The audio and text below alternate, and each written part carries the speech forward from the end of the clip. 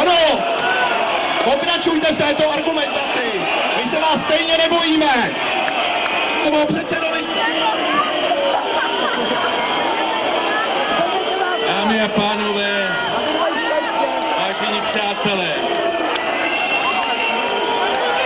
vidím, že máte hodně argumentů. Je to opravdu nechutné. Já musím říct, že to, že se nezmůžete na nic jiného než na tohle, jenom ukazuje, že nejste schopni diskuze. Je to smutné.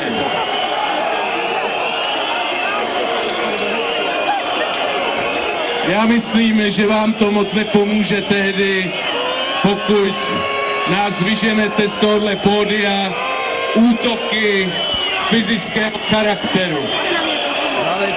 Víte, pokud jde o volby do Evropského parlamentu, jsou to důležité volby. V nich půjde o budoucnost této země, stejně tak jako v těch volbách do Poslanecké sněmovny za 4,5 měsíce. Dámy a pánové, chovejte se chvíli jako slušné publikum. Celá ta věc se také natáčí. Takže proč vlastně volit sociální demokracii v těch volbách do Evropského parlamentu?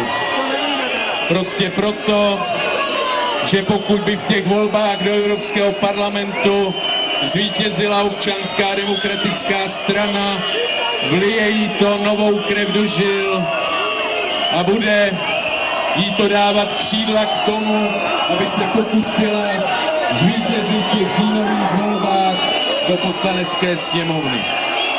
Evropský parlament je důležitý také proto, pro české občany, protože